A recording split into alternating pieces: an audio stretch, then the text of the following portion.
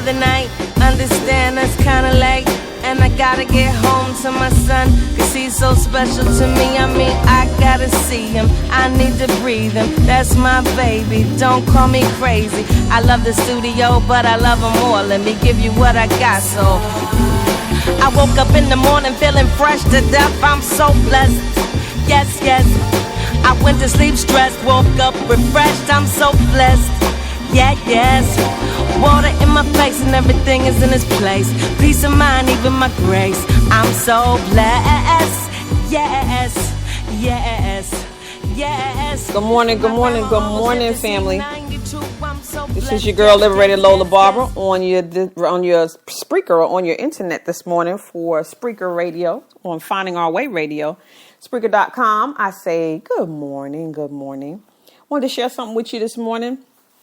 Don't usually do them this early, but just kind of hit me in the mornings. I try to listen to something that is positive and, encouraging, to set the right intention for my day. So anyway, first and foremost, I want to say good morning to you. I hope you woke up feeling, as Jill Scott said, blessed this morning, knowing that all things are in their place and that you are on the right path. And that's kind of like what I wanted to share with you and to offer to you today. This morning, what I listened to was a podcast of Deepak Chopra's. I just discovered podcast on my iPad last night after having it for a year. And but like I said, all things in their time. And he was interviewing a woman named Agape Stassinopoulos. And Agape Stassinopoulos is actually Ariana Huffington's sister. If you're familiar with the Huffington Post and the powerhouse that runs it, Ariana Huffington, this is her sister, who is a speaker, empowerment, personality, and she's, just a real powerful lady. She has a one-woman show that she's done, and just lots of different things. And I wasn't going to listen to it. It's so funny. And the title of this Spreaker episode this morning is actually say thank you, or thank you for the nose. And when I say thank you for the nose, what I mean, she mentioned in her podcast that Ariana was at an event where she was accepting an award for, I think, Woman of the Year, Glamour magazine. And she was saying to the audience that truly she was thanking God for her blessings, but she thanked God even more for the things that she couldn't have, the things that he did not give her. So many times we are asking and begging. Somebody said the other day, my pastor, teacher, Butch Mosby from Unity Church, I was listening to his audio the other morning, and he was expressing that, most of the time we ain't praying, we begging. And so a lot of times when we're begging or when we're praying, we're asking God for these things, all of these things that we want. And when we don't get them, we think, we didn't get them, or, our prayer didn't get answered, or, all that's just a redirection. And that's what she was really saying, that all of the things that she didn't get got her where she is. You get it? All of the things that she didn't get. Because we think we know, but a lot of times we're not operating in the consciousness or on the level that is really having us follow our path or our purpose. We're operating out of wants and what the world says that we need. And so she was saying that her success was so much due to what she didn't get rather than what she did get. And so I wanted to offer to you this morning that is such a blessing. The blessing of no. And sometimes it's not no, you don't hear no, but you just don't receive what it is that you think that you're supposed to be getting. And so when I was listening to her this morning, what came up for me really powerfully is that part of, you might not even be able to get this right now, what I'm saying. I think most of you will. But part of spiritual maturity, like I think one of the biggest foundational blocks of spiritual maturity, is finally realizing that what appeared to be a dream unfulfilled was really a blessing received. It appeared to be a dream unfulfilled. Drives me nuts when when I hear people, and I mean, I know I shouldn't because everybody is where they are and that's where they're supposed to be at that moment. But it drives me nuts when people start whining and crying about what they didn't get. I mean, it drives me nuts. And it's like, yo, you didn't get that because you wasn't supposed to have that. And there's another direction for you. There's another direction for you. There's another direction for you. And I think one of the things that brings me back to that so often is my 19-year-old. I could be having a conversation with him that absolutely, you know, and in us talking about something, I'll be like, damn, you know, so-and-so didn't happen, or wow, I meant to do. And he'll like, well, obviously it wasn't supposed to happen. Obviously you wasn't supposed to get it. And I flip it and get over it. And a lot of times when I'm talking to people, because it's a relatively new space for me, I would say over the past year and a half, that I can really switch myself to that really quickly in order for me to get my footing again and what's really going on. When I say what's really going on, I mean my real purpose, the real journey here. When I can get my footing, I'm able to do that much quicker than I was ever before. And I'm human. So yeah, I fall into the, oh man, I wish, but then I'm out of it. And a lot of times people listen to me do it and they see it as a denial of my feelings. It's not a denial of my feelings. You cannot deny your feelings. So when that feeling comes up to me that says, damn, I wish I had, that's real. I feel it. I deal with it. What I don't allow myself to do is sit in it. I was talking to my girlfriend the other day and something had happened and learning not to share everything on this podcast because, you know, it does sometimes involve other people and they don't like their stuff being out there. I try to respect that as much as I can, but sometimes I don't. But right now I'm going to try to. So something happened and I was expressing it to my best friend and she was like, but hey, yeah, you got a right to be mad. You know, be mad. And I'm like, yeah, you know what? I did that. I've been doing that for years. It's time to switch that off now. How you going to be mad about something that doesn't change? That's dumb. You're going to either have to adjust yourself. If that person doesn't adjust, you're going to have to adjust your perception of what's going on. And you're going to have to adjust how that thing affects you. So I'm in a space now where I'm able to do that much, much, much quicker. But it's because I understand. My pastor teacher, I think he's one of the most awesome, just thought-provoking, thought leaders, uncelebrated thought leaders on the planet. And his name is Millage. We call him Butch Mosby. And he leads Unity Church in Bowie, Maryland. And, he just brings all these insights and he just shares so much. But I think one of the biggest things that I have gotten from Unity Church is this type of mindset. I can tell you that even, I share with you guys and probably get confused trying to figure out where I am with him. But I separated from my husband last year, really, the end of last year, the beginning of this year. And, it was really hard for me. It don't matter what the reason was, but, it was really hard for me. It was really, as he says, we came to an impasse. And I thought it was the end of the world because, this dude was my best friend, my confidant, my ride or die, everything to me, everything to me. And so when that kind of fell to pieces and when I felt things separating and, coming apart at the seams, I was devastated. But probably about 2 weeks into, I told myself I would give myself 2 weeks to be devastated. I would go home in the evening and I would cry and sit in the bed and woe is me and oh, what a bastard and, all of that. I would give myself 2 weeks to do that. But then after that, it had to be over. And I told my girlfriend that. She was like, oh, you can't do it that. Yeah, you can do it that fast. Emotion is just about what you let it be. Truly, it is.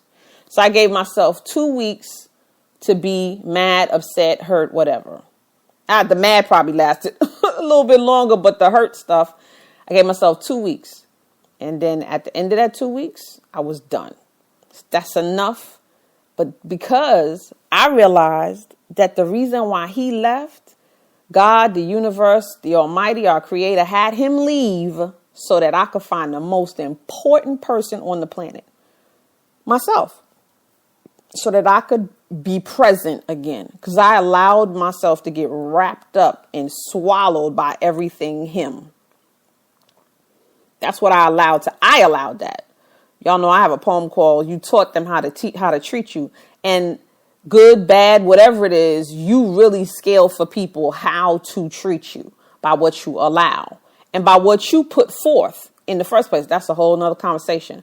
But I understood so quickly. And when I understood that revelation was like the revelation that I shared with you guys about not being scared to die anymore, because I hadn't finished living my purpose, because I realized I was living it in each and every moment. It was like that kind of, it was like life changing when I said, wow, he left so that you could live you, Lola, again. Not Lola Barber, but Lola. Not even Lola Thompson, Lola Gibson, which is what my name was when I was born. None of them people, just Lola, so that I could live and be me. And he even said to me before he left, and I didn't get it at the time, he said, man, I'm leaving because I feel like I am killing your creativity and your spirit because of who I am, because of what he stands on. And at the time, I did not understand that. But God, in that moment, I understood what he meant so huge that it almost knocked me over. And from that point, the end of that 2 weeks, I began to see my being with myself as a blessing. From that point, I was able to sleep in the bed without feeling like, oh my God, nobody's there on the other side of the bed. From that point, it no longer felt like there was something missing from the room, just felt like I had room to spread out in my space. And it adjusted and altered the way that I saw what was happening and the trajectory that my life was taking. And I still feel that way. Now, you guys hear me doing shows with him. I love him to pieces and he loves me. We may reunite. Who knows? He is, again, one of my best friends, if not my best friend, my best male friend, my girl, because you got your girl and then you got your, And he has inspired me actually to do the book that I just finished, which really was a testament for me of getting it done. That was what I needed. The book was more about me getting something done that I set out to do rapidly. It was about pulling the trigger more than anything else. For me, that's what it was about. I'm praying that it touches you all in a different way, but that it also shows you. I got that done in less than 48 hours because I pulled things together that were already in process and that I had already authored. So I want you to understand, getting back to the foundation of this, is that we got to say thank you for the no's. We have to say thank you for the things that we don't have. Thank you for what we think were blessings unfulfilled. Because all they were doing was setting you back on your path. They were just setting you back on your path. Okay? So there's a huge blessing in no and in the things that we don't receive in our lives. And when you can get that, you're still going to have jacked up days, because God knows I still have jacked up days because we're human. And the mindset that we walk around with is one that has been ingrained in us. And we're trying to relearn. You can't teach an old dog new tricks. Yes, you can. Matter of fact, old dogs better learn new tricks or else they'll die out here. Because in order for your world to change, your mind has to change. And I think that when you understand purpose and you understand why we're all really, really here, you know that there are no mistakes, and you can sit back and you can look at everything that happened and see the pivots. I have so many of them in my life that, and once you become aware of it, they just cascade down on you. Those perceived coincidences, because they're not coincidences. They're markers. They're guideposts. They're things that show you either are or you are not going in the right direction. It's called flow. And so what I offer to you today to kind of roll with, think about, is you're blessed. I remember once my mother, we were sitting at the table in the kitchen or somewhere at the house that we all used to live in. And she said something about the people so-and-so who had survived a plane crash or something were so blessed so blessed. And I said, so when you die, you're not blessed? And I mean, that might sound crazy, but because you were a victim of something does not mean you were not blessed. It means that's how that played out. It means it is what it is. That's how that played out. Don't mean you weren't blessed.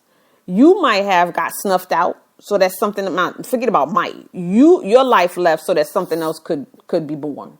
Period. Big lessons, hard things to swallow, but I promise you, when you get them and you can find yourself, I know what I was getting ready to say. My teacher, Pastor Butch Mosby, talks about knowing things intellectually and living them.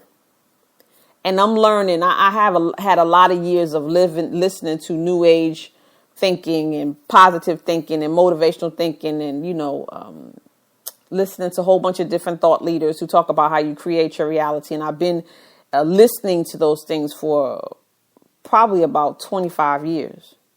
Really more than that, because my parents introduced me to Zig Ziglar and all of those different people very young. Rest in peace, Zig, by the way.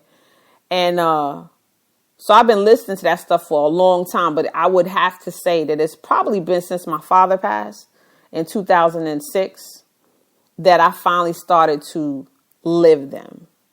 So to go from listening to living through and living into those things has been a real transition for me. But I will tell you, it saved my life. And it can save yours, because it will take what you think is a disaster and turn it into an absolute blessing and new direction for you. So I thank you for listening to me this morning. Get a copy of, I got to plug my book. Get a copy of Lola's Lifelines, Finding Our Way with Inspiration. It is a collection. I used to do a daily email called Lola's Lifeline for my student/mentees, and then it became for everybody when Haywood, my husband, and I were very heavily doing real estate investing. We had hundreds of people that we taught and trained one-on-one. And so I used to do a daily email because I felt that personal development was really an important part of learning how to do any skill, because your core has got to be on point first. And so I did these emails each and every day for like 2.5 years. And so what I did was I went through there and picked out the ones that had the best lessons from the best stories, and I kind of scaled them down. You can still tell they're in email format, most of them. And there are new poems that I wrote and thoughts that I've come up with, consciousness, quotes, and things like that I've put into there and combined it. So it's Lola's Lifelines all in one space. I'm going to do a Lola's Lifeline audio as well. But pick it up. It's only $9.99 on Amazon. It will be present and available for you in the next couple of days. I did self-publish because I wanted to get it out fast. And again, as a lesson for you, for what you can do when you put your mind to it. That book was done in less than 48 hours. I want to say 36 hours from idea to uploading all my information. And now I have a proof. And so it will be for sale towards probably the end of the weekend or the beginning of next week. So I just want to thank you for listening. Thanks for always sharing, because I see you guys are sharing the episodes to Finding Our Way Radio. We're going to start back with The Privilege very soon. And I hope you have a blessed day. Remember, say thank you for the no's. There is blessing, probably more blessing, like Ariana Huffington said, in the no than there is in a yes, because it helps to redirect you. Y'all have an awesome day. Let's go back out with Jill Scott talking about being blessed. Yes, yes, yes. My grandma almost lived to see 92. I'm so blessed. Yes, yes, yes, yes. My son was born healthy and beautiful. I'm so blessed. Yeah, yes. My mama's on my right side, daddy on my left. My son, father doing is absolute. I'm so blessed, blessed, blessed, blessed. Yeah, yeah, yeah.